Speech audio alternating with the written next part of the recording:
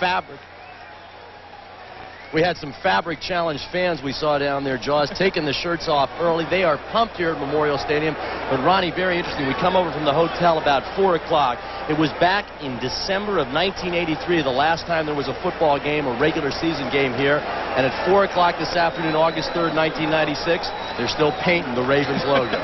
Well, it took them a while to get the paint ready for this one. I'll tell you, these people have waited 13 years for professional football, excluding the Canadian Football League, to come back to Baltimore, and they are pumped up. It's hard to believe this is preseason game number 1. These fans are treating this like a Super Bowl, even though the guys are a little late with the paint. We're taking a look at the Baltimore Ravens, and of course we have all sorts of notes up here to remind us it's the Baltimore Ravens head coach Ted Marchibroda. Of course, he coached with the Colts. He's coached all over the NFL, most recently with the Indianapolis Colts, and one of the nicest people in professional sports, Ron. He is a terrific guy, and I was very fortunate in 1984 and 1985 to work under Ted Marchibroda. And not only is he an outstanding football coach, I'll tell you, this guy is a nice person, and that's very unusual in pro football. And there's Ray Rhodes, of course. We spent a wonderful hour and a half with Ray Rhodes this morning talking about this preseason game. A lot of people say preseason football is meaningless. Obviously, the win or the loss is meaningless, but you don't want to get anybody hurt, and you want to look for specific things. Ray Rhodes was telling us this morning, Ron. Well, absolutely. Ray Rhodes, whatever he does, he wants to win. And Ray Rhodes brings that intensity to this football team, and that was evidenced last year when the football team was 1-3. They came back to have an outstanding season at 10-6 and go 2 deep in the playoffs. Ray Rhodes gives this team what you need in the sideline, leadership. You got it. Downingtown, Pennsylvania's Gary Anderson will be teeing it up for the first kickoff of the 1996 Eagles preseason, as they will be kicking off to the Baltimore Ravens. History being made here tonight, August 3rd, 1996. NFL regular season football returns to Memorial Stadium, the place where Unitas, the late Big Daddy Lipscomb, Alan Amici, one of the other great players of yesteryear, the late Alan Amici, who came to Philadelphia after his career. This place reeks of history, and now the Ravens hope to create some new history. And we are underway in the 1996 preseason. Taking the ball, number 23, Ernest Hunter, up to the 20, over the 20, and the Ravens will put the ball in play at about the 22-yard line, as this year the Eagles with Barry Wilburn and a lot of guys coming down on kick coverage, Barry Wilburn being number 45, trying to stress, Ron, better special teams play. Well, last year the special teams early in the season hurt the football team. They came on strong late in the season. For the Ravens, of course, at quarterback, the veteran, Vinny Testaverde, the guy who has had an up-and-down career, to say the least, and he has Leroy Horde, Ernest Biner, Michael Jackson, former Eagle Calvin Williams is the wideout, and there's your offensive line for the Baltimore Ravens as they put the ball in play, starting out from their own 22.5-yard line. Testaverde on the fumble, ball's on the ground, but the Ravens have recovered it. Opening play of the 1996 preseason, and the ball was on the ground immediately. The give was to Leroy Hurd, and it was Steve Everett who came up with it, so the Ravens maintained possession, Ronnie. Well, you'll see the Ravens will try to do here. They're going to run some motion with Carnell Gardner and hand the ball off to Horde. Here's a guy that usually protects the ball very well. Good penetration by the Eagles, particularly Andy Harmon, almost caused a turnover. Good positive play for the Eagle defense. Number 50, James Willis, a guy they want to get big things out of, coming in as one of the starting linebackers. Okay, the Ravens now second down, and Vinny Testaverde. Again, the give is inside.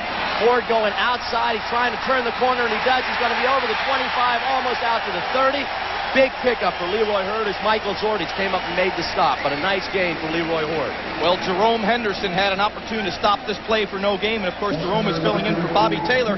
When you get in a position to make that tackle, it was forced to the outside. You have to make the play. Fuller, Harmon, Rhett Hall healthy. Mike Mamula, got to have a big year from him. Woodard and Willis, the new guys, and Willie T, the veteran Pro Bowler. Henderson and Ford are starting because of injury problems. Zordich and Zomalt, your safeties. Bring up a third down and a yard to go, they're calling it. Vinny Testaverde in the shotgun. Testaverde back to pass. He's looking left. He has a man open. Does not make the reception as Barry Wilburn came and made the play. Barry Wilburn on the defensive stop right there, number 83, the intended receiver, James Rowe, for the Baltimore Ravens. They will be forced to punt. Greg Montgomery coming in, and we're going to see the Eagles get the football for the first time in this preseason, Ron. That ball was slightly underthrown. Barry Wilburn made the play, though, but it could be caught. You'll see Vinny Testaverde finds the single coverage. This is man-to-man where you want to go. He's got here, but Rowe, in my opinion, has to make that catch. Barry Wilburn just got the hand up, may have deflected or distracted him, but that's a catch. It has to be made. All right, Freddie Solomon deep for the Eagles. They are very concerned that they get good punt return work out of Freddie Solomon. Takes it his own 16, up to the 20, tripped up over the 25. He's going to bring it back to the 27-yard line. Donnie Brady with the stop for the Baltimore Ravens. So Ray Rhodes, Philadelphia Eagles, will put the ball in play at their own 27-yard line when they come back on offense. You can see Ray is already on. We can't stress it enough. He's pumped. He's in mid-season form. We had that coaching meeting with the broadcaster this morning, and he says he wants to get some things accomplished immediately. Well, one thing that he didn't accomplish there, although Freddie Solomon made a nice play after he got that football, he did not catch that punt cleanly. If the Ravens would have had good coverage, there was a chance to cause a turnover. The ball has to be caught cleanly in a punting situation. Rodney Peete, Ricky Watters, Walker, Fryer, Ingram, and West. As we look at the specialists on offense. A bigger offensive line. We'll get to them momentarily. Over 300 pounds. Rodney back to pass. Looking for his tight end, and he got him, Jimmy Johnson. Good production so far in camp from a variety of tight ends, and that's what they want as we now look at the offensive line starters for the 1996 Philadelphia Eagles. Rodney Peete with his first pass, a completion. Steve Wallace, a veteran they brought in. Joe Panos, back from injury problems. Raleigh McKenzie, a veteran they had last year. Lester Holmes, back from injury problems. And, of course, Cooper, the big guy they brought in from New Orleans, over 300 pounds is what they want to average up front to compete with Dallas. 2nd and 2 for the Philadelphia Eagles. Rodney Peete brings them up.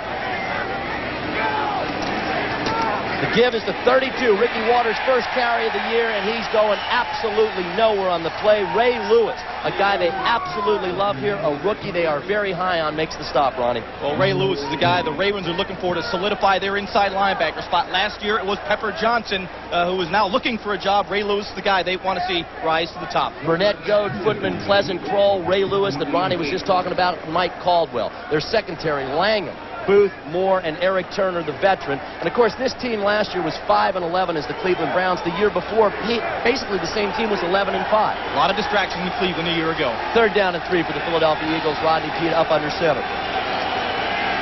Rodney rolling right. Quick little out pass there for the first completion of the game to Irving Fryer, the veteran from Rancocas Valley High School. They feel of all the receivers they signed, having lost Freddie Barnett and Calvin Williams, Irving Fryer is the key guy right there. Well, I had a chance to talk to Dan Marino this offseason, and Dan Marino is going to miss Irving Fryer. He has great confidence in him. You'll see it right here. This isn't a terrific throw. It's down and away, but he makes the catch. I like the call by John Gruden, particularly in this situation. On 1st down, he came out with the formation variation and got the completion to Jimmy Johnson. There he comes in with a quick, high percentage throw, 1st down, move the chains. Irving Fryer knew exactly where the sticks were. 1st and 10 for the Philadelphia Eagles. Rodney Peete dropping back. Good protection. He's looking downfield, almost intercepted. Ball was intended for Irving Fryer, but number 36, Isaac Booth, almost had the INT, and again, not the greatest of throws from number 9, Ron. Well, it looked like there was a miscommunication on the depth of the route and the throw from Rodney Peete. It was one of those surprise-type situations you're going to see in the preseason. The timing isn't quite there. You'll see it right here. Rodney on his 5-step drop. He will set, plant, nice protection. Joe Panos rides the defensive tackle out. The ball thrown a little bit high. Once again, if you're just joining us, Don Tollefson, Ron Jaworski, Carl Churkin down on the sidelines. Eagles against the Ravens. We are scoreless. 11:45 to go in the first quarter. 2nd and 10 for the Philadelphia Eagles. Rodney Peete back to pass. Looking on the swing out to Ricky Watters. Very little running room as the Ravens saw that coming all the way. Number 56 on the tackle for the Baltimore Ravens. That would be Mike Caldwell. This is a situation now, 3rd and 10, that you want to stay out of. You'll see right here, Rodney's reading downfield. He can't get the downfield throw. He can follow his eyes right into Ricky Watters. He takes a dump off. You'd like to see Ricky Watters in this one-on-one situation win, but it just didn't happen on that particular play. Tough down on 3rd and 10. This is where the Ravens like to have you. You've got to throw the ball up the field. They will turn loose Anthony Pleasant on this play. All right, Rodney Peete, 3rd and 12, the situation that Draw's talked about. Rodney Peete so far 3 for 4, 12 yards in completion so far. Rodney Peete under a lot of pressure, lost that ball out there, and it is caught An outstanding grab by Chris T. Jones, the second-year player out of Miami. Ray thinks he can come up big. Came up big right there, fans. He certainly did. You said it right. Ray is expecting big things out of Christy Jones. Again, Rodney Peete, you'll see him set back in the pocket. Real nice protection on this situation. He takes a hit after the throw. Again, he reads the single coverage. It's critical. The Ravens came with the blitz. He knew he had the one-on-one coverage to Christy Jones. This throw is on the money and a fine catch. This is a big play receiver, Christy Jones. Remember that name. You got it, Ron. Eagles into Ravens territory after that 22-yard completion. 1st and 10 at the Baltimore 47-yard line. Ricky Watters going around the left side, trying to find some running room. He's over the 45, pushed out of bounds by Ray Lewis at about the 44-yard line.